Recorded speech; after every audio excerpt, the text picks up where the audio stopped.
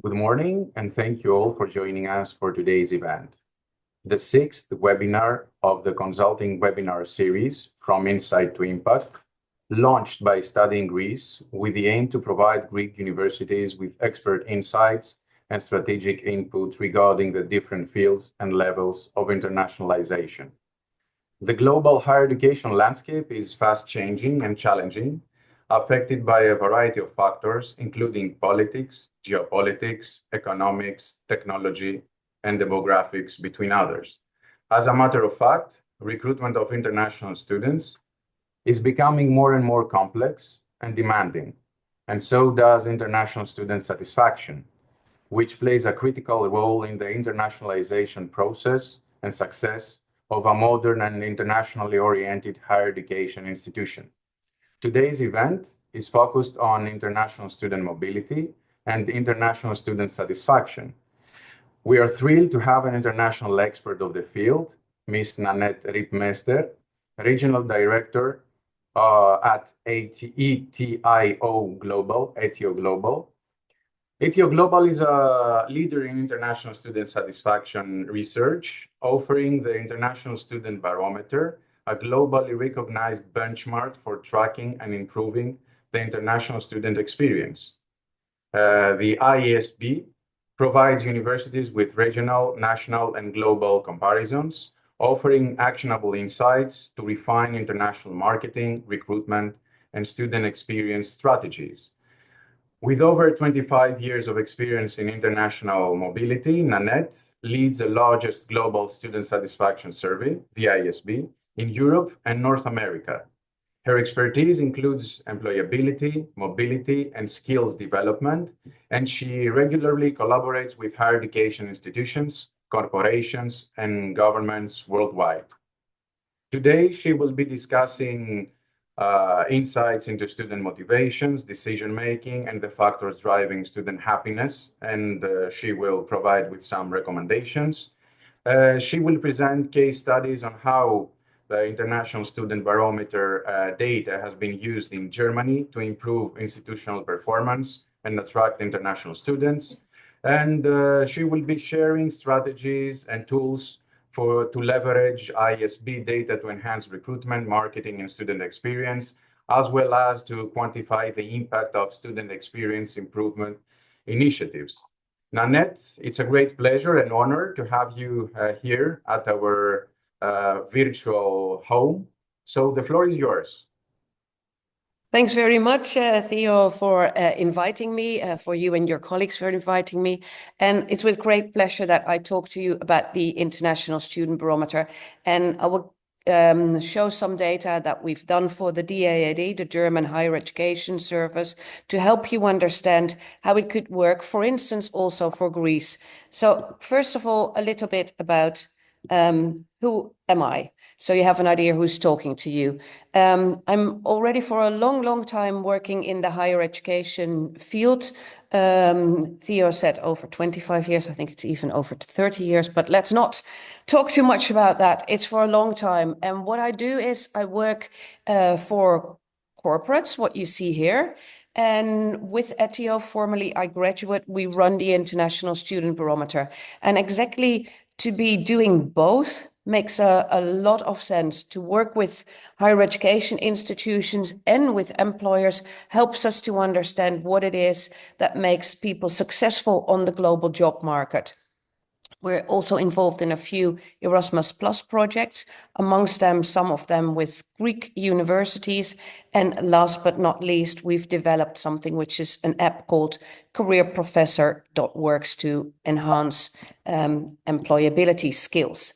If we look at what is Etio, what is the International Student Barometer. We were used to be called iGraduate. We were founded in 2005, and we do large-scale surveys, comparative benchmark surveys that will help you to understand how does your institution, your region, your country, compare against a set of benchmark. It can be another institution or group of institutions. It can be in another country. It can be another region. So we have a lot of data that we build on that. In fact, 4.3 million student responses of enrolled students. So it's the largest enrolled student survey. Where are we active? Well, Theo already mentioned, my role is within Europe and North America. We've got a large participation in Europe with a lot of government institutions also taking part.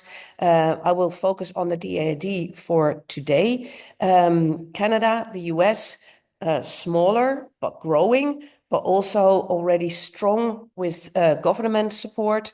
UK and Ireland, pretty strong benchmark. Asia, strong growing benchmark with a lot of support also from higher education and peak bodies. So the government's pretty much involved in that area, and so are the Australian and New Zealand higher education institutions supported by government.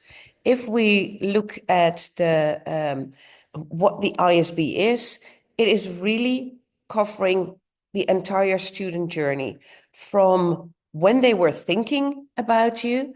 But it's always interesting because I was recently in Finland, and a student doesn't wake up somewhere in India and thinks, oh, let's go to this Finnish student of this Finnish higher education institution and look at their website. Something needs to have sparked their interest. What we try to do with the ISB is finding out, how did they make that study decision? How did they come to you? Then how was the arrival experience, the learning experience, the living, but also the mental health part, inclusivity, the whole support area.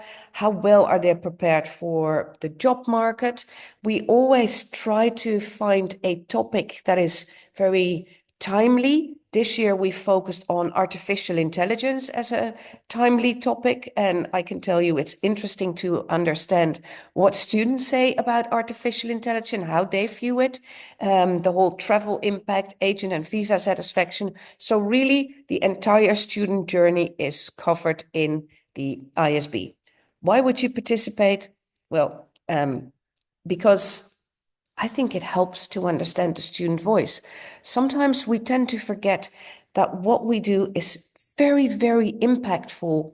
I presented to an institution in the Netherlands last week, and it had an open comment in the survey, and it said, you have no idea how impactful you've been at the support services by helping me.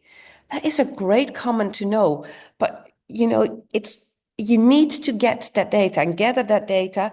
But why would you participate in the ISB? Well, it's nice to run a student survey, but I think it's even nicer to know how you're doing in comparison with other institutions. And that's also what the open comments here show. We need to understand what students want. The Australian federal government, there's new education plans, and for the first time, they really understand that capturing, monitoring, and learning from the student first is critical, more so than ever before. The ISB provides us with a measure that helps us better understand our international cohort. And I think that is a key one, because this UK institution, they have domestic data, but not so much on international students. And that's also what sets the ISB apart. We've done a lot of work with Study in Estonia, with Eero. Some of you might know him. And what was interesting, for instance, with Study in Estonia, that we tried to understand what would be the best argumentation that we could make in order to have people saying international students are great. Estonia, small country, Baltic state. Why would people go there? And what would then make them stand out? Well, they really, really used the ISB on finding what are the key messages for them, what are the things that they want to say to funders, to prospective students, to the higher education institutions themselves. So they've used the ISB to find out what are their strengths, what are things that they need to improve on, how can they improve then on that, and how to make sure that you capture the message by which students come to your institution and come to your country. I mentioned we're going to be diving into Germany, so I thought it makes sense to give you a longer quote from the DAAD. We run the survey with the DAAD on a regular basis. There's always some time in between because they want to make changes after they've had the data coming back, which is absolutely fine. But they have benchmarks tracking the student experience over a very, very long time. And if you think 10 years ago, would anybody have said Germany is, well, not even longer, say 15 years ago, would anybody have said Germany, that's the country to go to for international students? Probably not. We all would have looked at countries where the native language is English, not German. The DAAD has used the ISB to really fine-tune their messages, and you'll see how it has impacted on them. So I'll not read it out to you, but I'll show you a little bit more. So we'll be using some of the data from this year. The ISB in Northern Europe always runs from the say autumn period and closes then mid-December. So 2024 wave, which closed in December 24, we're doing in early 25 the feedback presentations. This year we had 106,427 international students participating. We also have institutions that run both the ISB and the SB, as we call it, which is the domestic survey. We had 118 higher education institutions in 25 countries in the benchmark. We had a few more that participated, but we take institutions out if they score under a certain threshold to make sure that we have a really, really strong benchmark and that we can really help you understand how you compare against others. Theo just asked me before we started, if you always have to run it as a country. No, not at all. Most of the institutions just sign up themselves and run the ISB by themselves. But the nice thing of doing it as a country is that you get data gathered for a larger group, and it's easier to compare amongst yourselves. And you might want to add some questions that are really specific for, in your case, the Greek sort of situation. And I like what we say here, we deliver with impact, because I really think that if I look at the work I've been doing with a lot of different institutions over time, I think we really deliver with impact, because I just had the data back from a colleague of mine who looked at which were the best performing institutions in this current wave. And I'm proud to say that was one of my institutions. My is, of course, between brackets. But that institution has been doing the ISB for a very long time, both individually and as part of a regional benchmark. And that institution constantly asked me, okay, this is great, Nanette, that we do well here, but tell us, where do we not do well? And tell us, how do others do? And I think that's where the delivering with impact comes from, because if you listen carefully to the feedback presentations that myself and my colleagues provide to our institutions, you'll hear what's the best practice elsewhere, and you can learn and become better at what you do. The institution I'm talking about, I will not mention it, but it's really where we've seen a great success story, for instance, around employability and student retention. If we look at what the ISB is, I mentioned already, it's a global benchmark that looks at the student experience. The ISB tracks and compares decision-making, expectations, perceptions, and intentions of your international students, really from application to graduation. So how did they make their decision to how well prepared are they for the job market? How can you use it as an institution, as a national body? Well, it will help you to inform and improve your recruitment and retention strategies. What are the messages that work best for international students to attract them to your country? How can you increase the likelihood, the propensity that your current students will recommend you? What are the things that makes them recommend? So we look at a lot of the data and make the link to recommendation.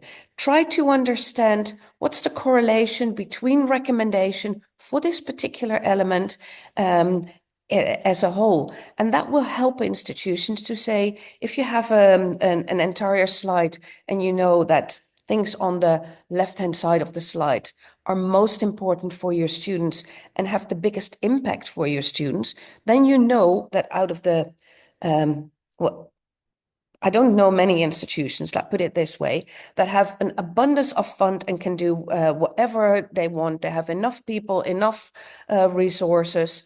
Most of them have to struggle somewhere. So if you then have a slide that helps you to tell you where will it have the biggest impact, that's exactly the kind of information you want. Doing the ISB and doing it on a regular basis helps you to monitor and improve the student experience, and it helps you with data to say, hierarchy, we need some more money here. Because if you only have your own gut feeling to go on, if I do a feedback presentation to a new institution, the international director is usually not that surprised about the things I share, if it's a good international director, because that person knows what they're doing. They knows where are their strong points, where their strengths, but also where are the weaknesses in their whole offering towards students. But now they suddenly have data to say, listen, we're doing really, really bad in comparison to other institutions, nationally, regionally, globally, when it comes to X, Y, Z. And that will help you build investment cases. I promised you some German data and the DAAD. This is the part of the front cover of the report we did for the DAAD. It's publicly available, so please have a look here at this link, and I'll share the link also separately with Theo and his colleagues. But have a look at that, because the report that's on that link is a really, really nice one. Not because I've written it, but because it's a really nice one, because it's an online publication and it includes videos of those German institutions that were performing the best in a particular area. And we've asked them what has made them be the best in that area. So you find a lot of best practice cases in that report. Have a look and well, use it to your advantage. I mentioned we've done the International Student Barometer for several years in Germany. 2009, 2010, 2011 was the starting point, and that was when they said we needed like really 3 years in a row, so we are able to really understand what we're doing well, where we need room for improvement, or where there is room for improvement. Then they said, okay, we need some time in between to make adaptations. So that's where we're now. There was a little bit of a hiccup here because there was something called the global pandemic, but what you can see is, if we look at the propensity to recommend, the likelihood to recommend, we can see that it has increased over time. It's gone back a little bit, but if you look at it, you can see where do they do well, where they do less good. And then what we do with the institutions and with the DAAD, okay, what made 2016 such a great year? Were the things that you changed over time and that have a negative effect? We found out a few things that had a negative effect. So if you know what are the things, you know where you have to make your improvements. Here we started to understand what will drive student recommendation and how do we find out what it is, what's most likely to drive that student recommendation. We've asked a zillion questions. The ISB feedback presentations, I think I get from my colleagues around 160 slides. Don't worry, I don't present all 160 slides, but we make all 160 slides available. For institutions that do both their domestic and their international students, it's even worse. It's a lot of slides that they get, but it provides a lot of information. For instance, we've asked a question: which of the following helped you to choose this institution? They have 23 answer categories. This slide shows you only the top 10 of influences of choice of institution. And if we then look at this, the institution website was by far the most important one. For a while, German institutions thought that the institution website was not that relevant. So they were not putting a lot of effort in there and putting a lot of information available in English. They thought, we have a German website, that will do. In that sense, Germany and Greece are similar, not a native English-speaking country. So if you want to attract international students, make sure that they can find information on your website in a language that most of them will speak.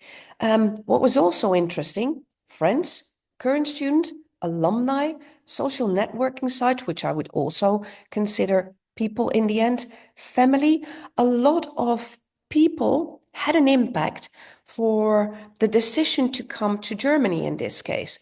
What was interesting, the host government advisory service was not even on this slide in the top 10, was only at 4%. That is, of course, not a nice one to know if you're representing the host government advisory service, but it's also something that makes you think. So what do we have to do to make sure we improve?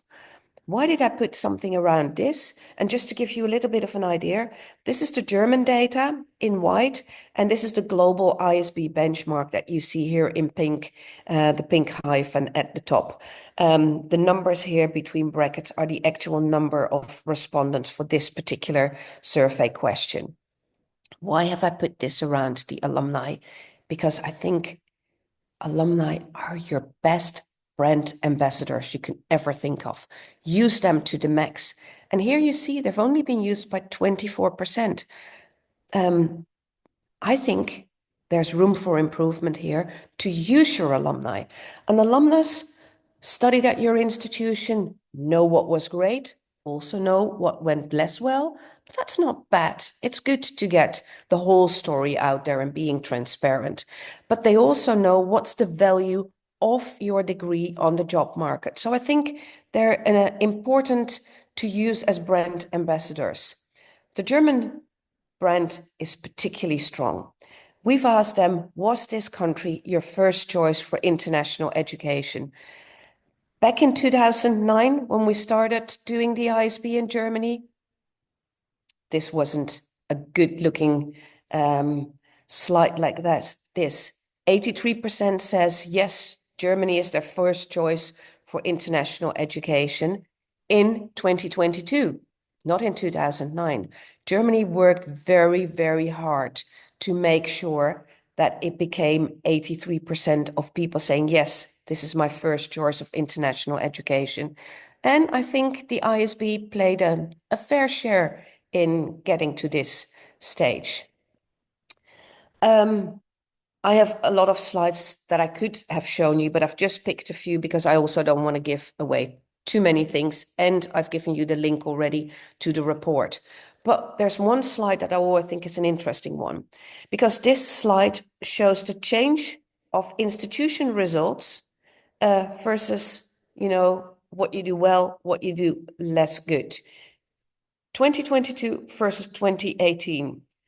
And if we look at Germany as a whole, we can see the overall arriving experience, meeting academic staff upon arrival, study sense. Do I understand what I'm being asked to do here at this institution? The whole face-to-face orientation, the pre-arrival information, the whole welcome, the welcome at the institution. That all sort of worked really well in Germany. Wasn't always the case, but we also know some of the things that have gone less good. Meeting, for instance, German friends, the host friends, meeting German students upon arrival. Tricky to get that whole integration right. So what I've said here is the improvements with arrival info, they're obvious, they're doing really well. But the next focus for improvement for the German institutions in 2022 was social integration. And then we had two institutions, Jena and Hochschule Fulda, who were doing really well. And we've interviewed them with a case study. So there is a little video in the report that will help you to understand what are these two institutions doing to be really good at the whole arrival process. I think it's also nice. Jena, strong research university, Hochschule Fulda, a community college. So interesting to see also the differences there and what both are doing. So this was just a little bit of the case study on Germany. If you have more questions, feel free to ask. How does the ISB work? Because I think that's also interesting to know. I mentioned it's a benchmark. So it provides your data in a competitive context. Say you do a survey within Greece, and all the Greek universities score really high. They score 87% satisfaction. Your own institution might even score 89, so you're doing better than the Greek benchmark. But what if all other benchmarks are way higher? What if I would compare the Greek benchmark to the global benchmark, and it turns out that the Greek benchmark is a lot higher, a lot lower? Then the 87% might not be as good as you thought it was. Or it could also be reversed. You might score 87% and the global benchmark is at 83.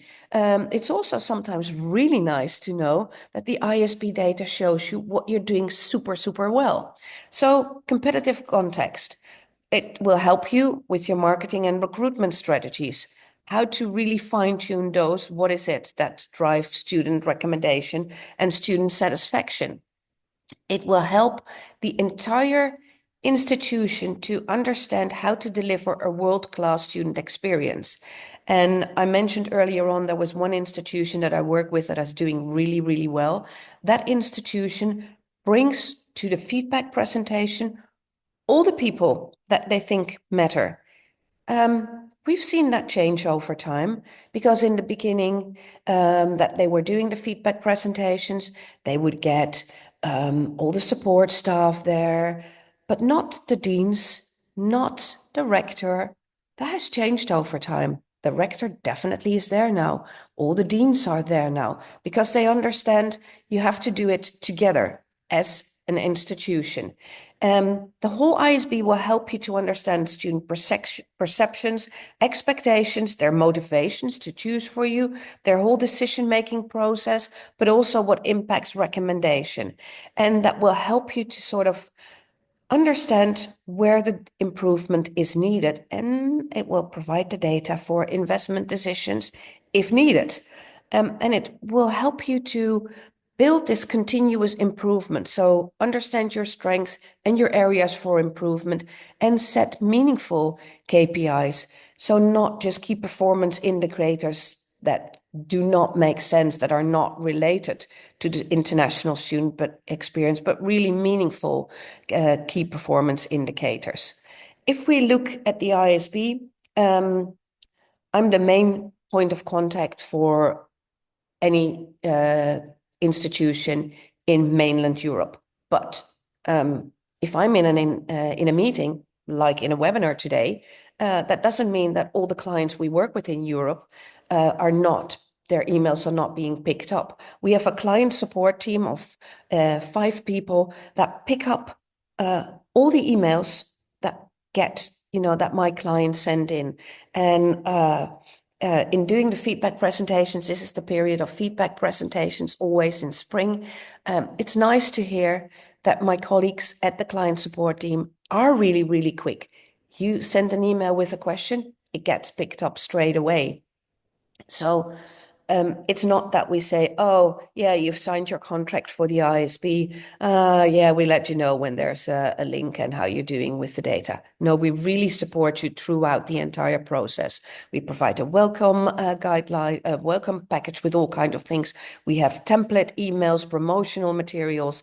You're definitely not on your own. We provide you with everything to make it work, but you will have to send out the survey. There's various ways of how to deploy the survey, of how to send it out. I'll not go in too much detail there, but all the students will get the survey from you, from their institution. So they feel also the connection to the institution, because there's no need for them to be connected to us, to the International Student Barometer, or to Etio. We really want to help you build that connection with your international student cohort.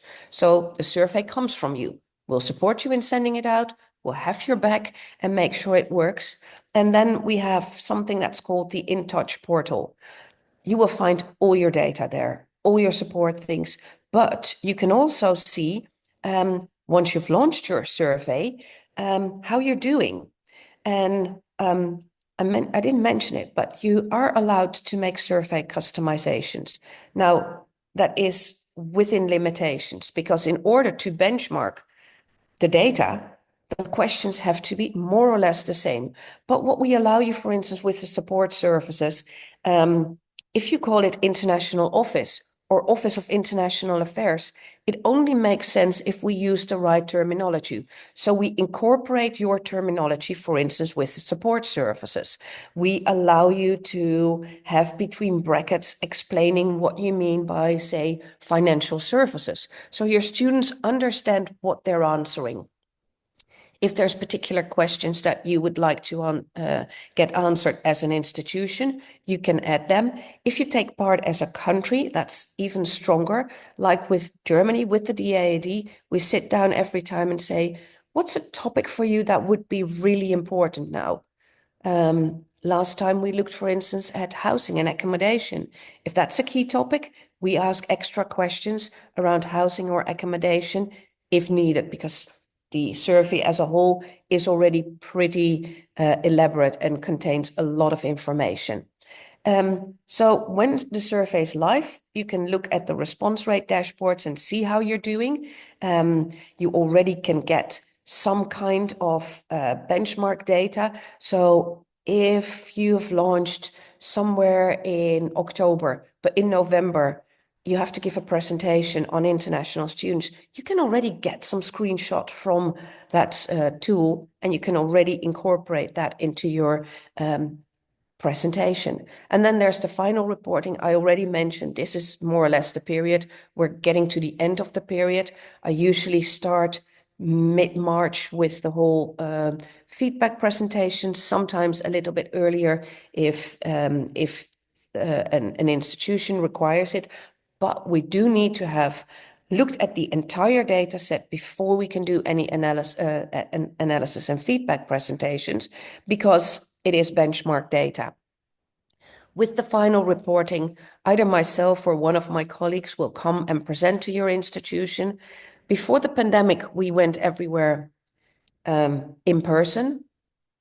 Nice, great fun, but a lot of traveling. And it turns out it works pretty well online, because online it has an extra advantage. You can also sort of capture it and record it and then share it, or look back later at the whole thing. So that's the final reporting.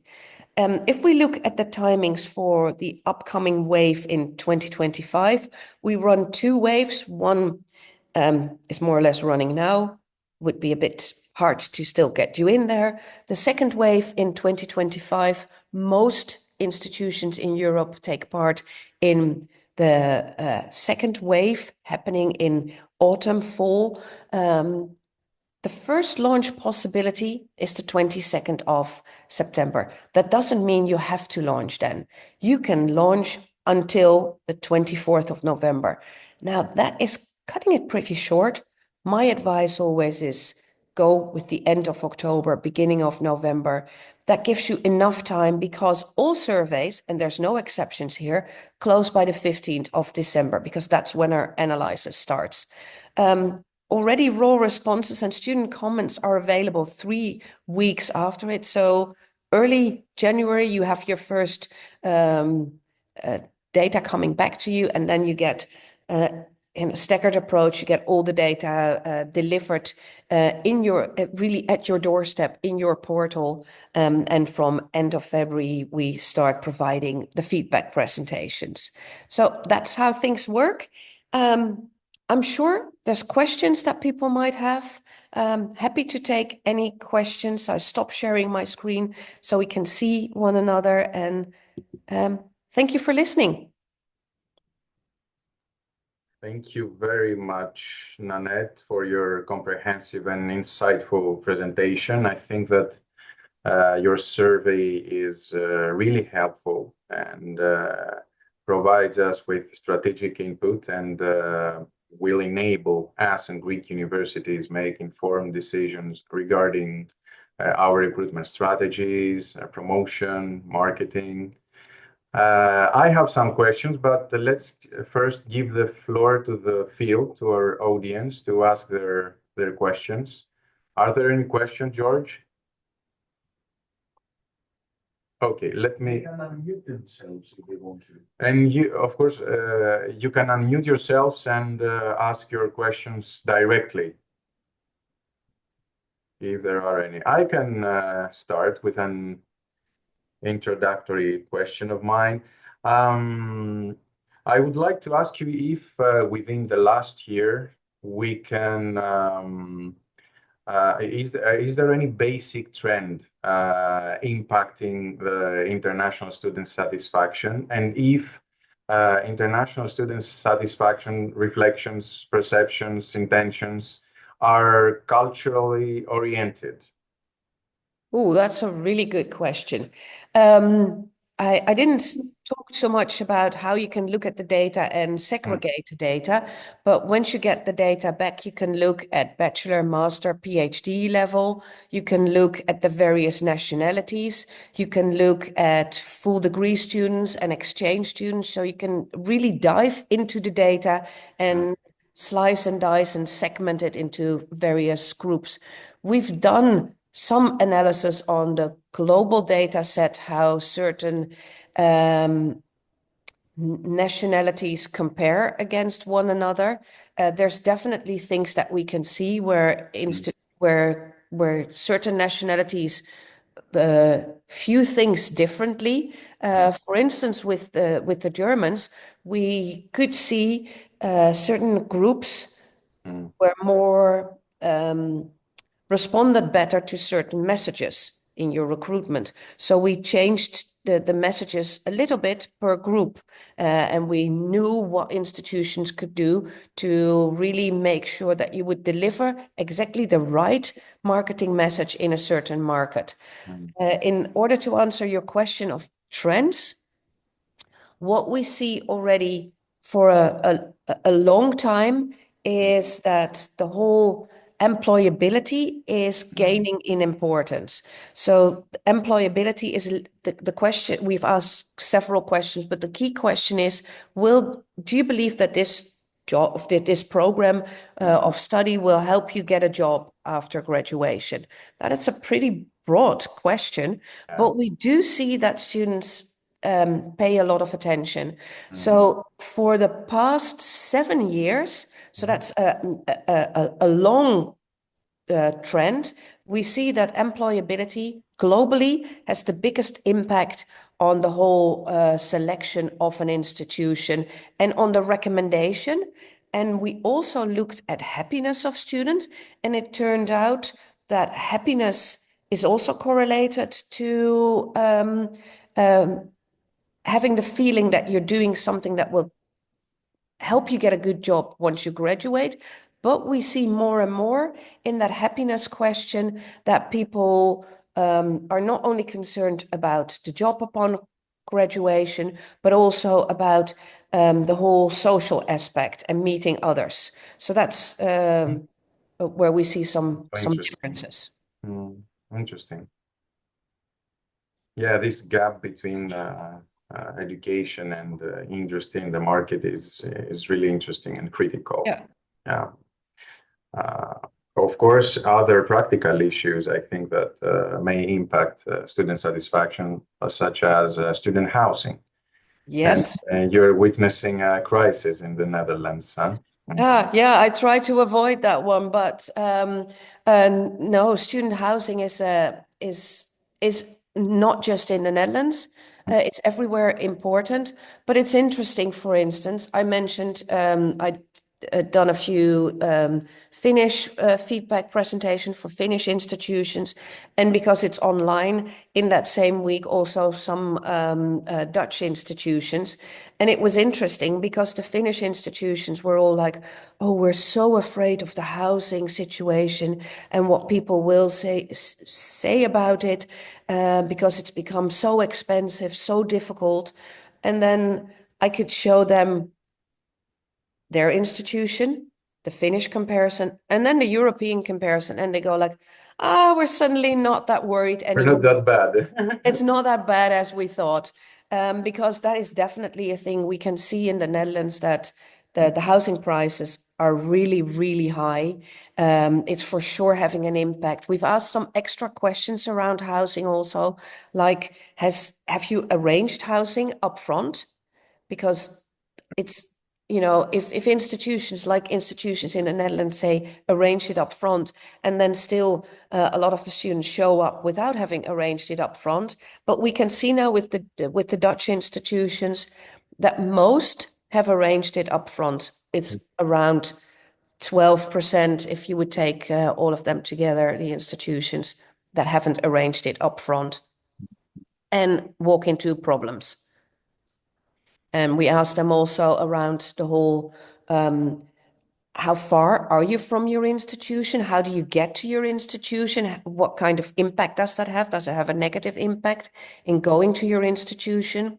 For instance, if we take my home country, the Netherlands, years ago, we had an institution that said on their housing page, you would get a housing close by the institutions, not a campus university. So it had to be found, that housing, in the city center.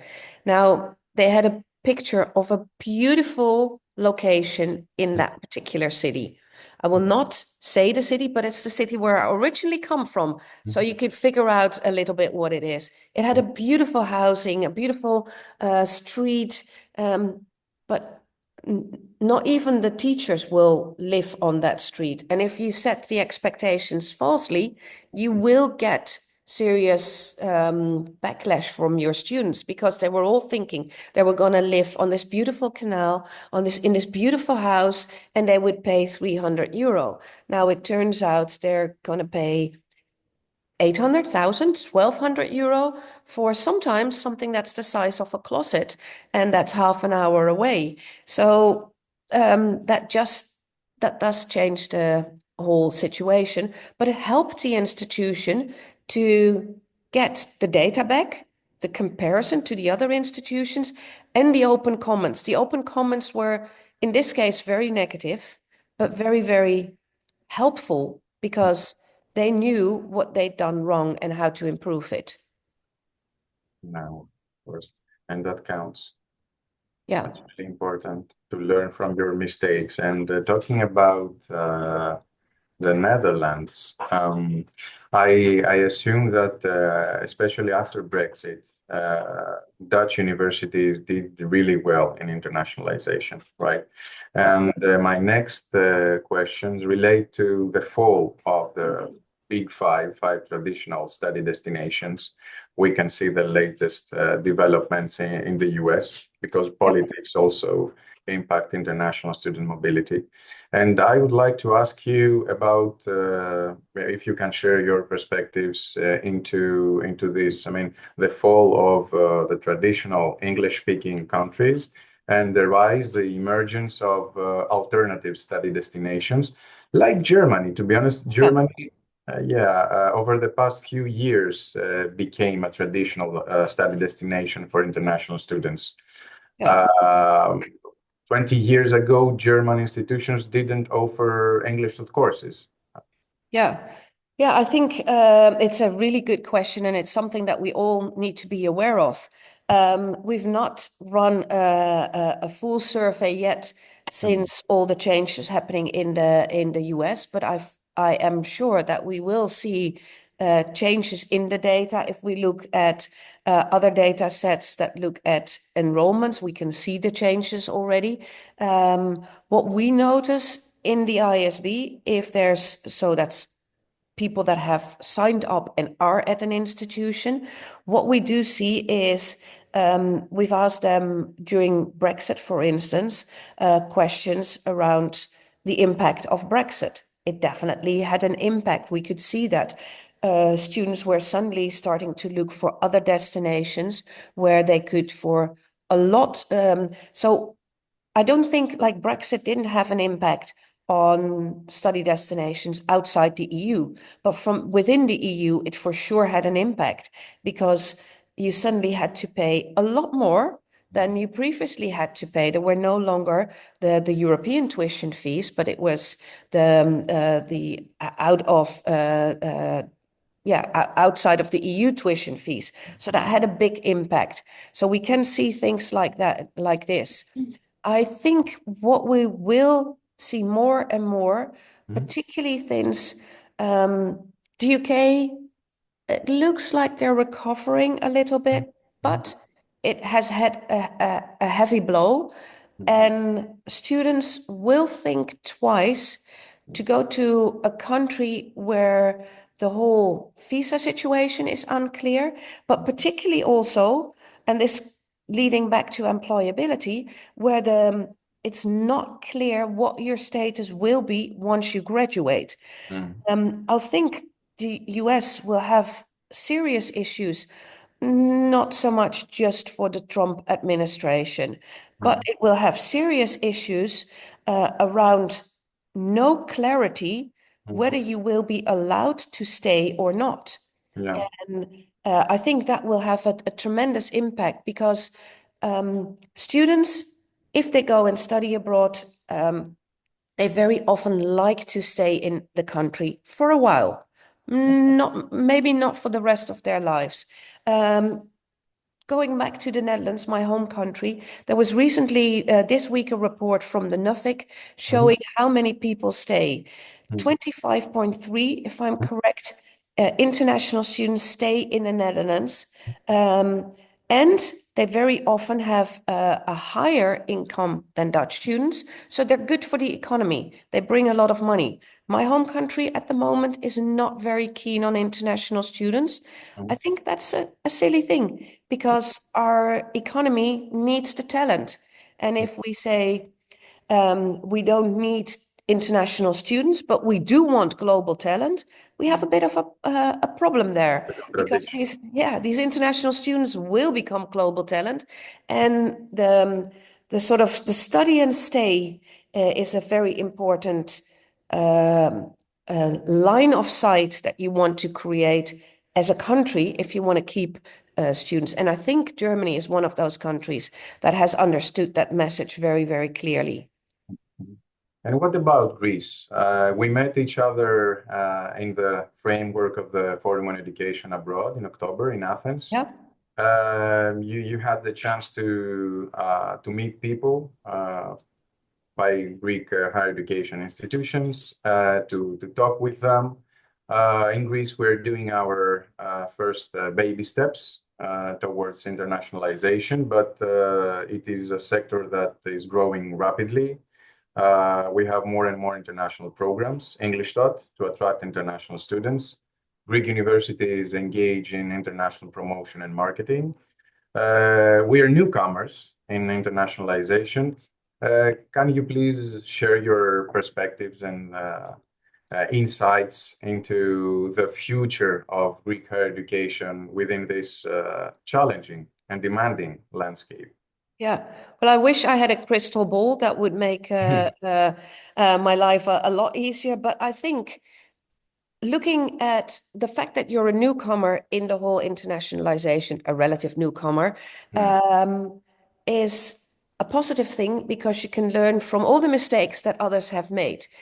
Maybe a mistake like the Dutch universities have made by saying, oh, you can study in English here, you don't need any native language. Well, if you want to work, it makes sense that you know a little bit of Dutch. You don't have to be fluent, but a little bit of Dutch. So if the Greek universities will provide their programs in English, but say, hey, do some lessons in Greek because it will help you to mingle with the population and it will enhance your chances to stay. I think that could be a really positive one. If I think back of Estonia, I don't want to insult the Estonians or Aero at all, but 10 years ago, yeah, well, They were not on the map. they were not on the map. Now they are definitely on the map. And it's a small country, but they're on the map. Everybody knows it. And there's a lot of international students coming there. And they've also been able to calculate the economic value that the students bring. So that can sometimes be a very overriding argument nationally to say, listen, they bring friends, family that come for visits. They spend money themselves. They go to restaurants. They bring a lot to our country. I think Greece has something that is a big advantage. You have sunshine. Now you might think like, oh no, not again. Don't start talking about It has to sunshine. do with the student experience. You're right. Yeah. It's the student experience. I've worked with an Italian institution with the ISB, and I said to them at some point, "You have La Dolce Vita. American students love to come to Italy. Make use of that." And they were like, "Oh, please, Nanette, don't start like this." I said, "Yes, market it." One of the things they did was they created an English language course, an Italian language course for internationals during a cooking class, learning how to cook Italian food. That is the maximum of sort of saying, okay, you want La Dolce Vita? Here's La Dolce Vita. But learn some Italian because it will help your integration into our society and possibly into our job market. So I think if you understand what are your strengths, use them. Don't be afraid to say you have this beautiful weather and the sunshine. That's a great thing. Market it to your advantage and understand what are the things that might go less well and work on them. Try to improve them over time. I think Greece has a very good chance to attract a fair amount of international students. Also, American international students, particularly also because of the history. Yeah, definitely. And there are many study abroad providers from the US interested in establishing their centers in Yeah. Greece lately. Yeah, I think for a very obvious reason also. But make use of it. If that's what the world around us throws at us, that's what we have to work with. Definitely. And Greece is the eighth most popular study destination for American students. Except for Americans, Chinese students also are interested, Indian students, and students from Asia in general. But we should have a more targeted, focused, and concrete and comprehensive internationalization strategic plan. Yeah. And in my opinion, it needs involvement and engagement from different stakeholders. Ministry of Education, Ministry of Foreign Affairs as well, because it's part of a soft power, Greek soft power. Universities are aligned, and that makes us optimistic. So there's huge potential, and of course, with the help of global experts like you, we will. I think that we can thrive in the field within the years to come, and we can see more and more international students in Greece. Yeah, the weather is not the only thing, of course, that you can use to your advantage. But your logo, study in Greece, if you look at the Y, it's this pillar, ancient pillar. You have a history that speaks to people's imagination. People know about the Greek history, know about the Greek philosophers, they know about ancient buildings. Bringing that into your marketing as an underlying threat, an underlying tone of all the things that you offer, it is an extra thing in the student experience that you could definitely use to your advantage. And what I know, and I also have employed some people from Greek universities, I know the actual education is very strong. So that is, you have a very strong academic education. So capitalize on that. Yes, Greek higher education institutions are strong in research and their academic excellence in general. Yeah. I think that we have a good level, high level. And Erasmus students are growing as well. The number Yeah. of Erasmus students, yeah. Yeah, and what is nice about the Erasmus students in the ISB, by the way, you can segregate the Erasmus students Erasmus from from the other. full degree. So that's nice. So you can see are there different drivers in their recommendation, in why they opt for you. So that's always interesting. But the Erasmus students are also a really nice group. And if you do it right, what we see with institutions, if you get exchange students and you provide them with a good experience, they might become your bachelor, master, Ambassadors. PhDs. So they might come back and do the whole the master's and PhD level with you, which is great, of course, if that happens. Yes, of course. Great. So, any questions from our audience? No questions, George. Okay. So, I would like to thank you very much, and I think that it's only the starting point of a great cooperation. We will definitely collaborate on this. We're really interested in working with you on this survey. Because I think that it will make us understand our strengths and weaknesses, and it will help us craft our internationalization strategy, both at a national and institutional level, which is very important. So thank you very much, and looking forward to seeing you again in person at NAFSA in San At Diego. NAFSA, yes, we'll definitely see you at NAFSA. I hope to see many of the Greek participants also at NAFSA, and I look forward to working together with you. And thank you for listening to me. Thank you. Thank you very much for sharing your expertise. Have a nice day, Nanette.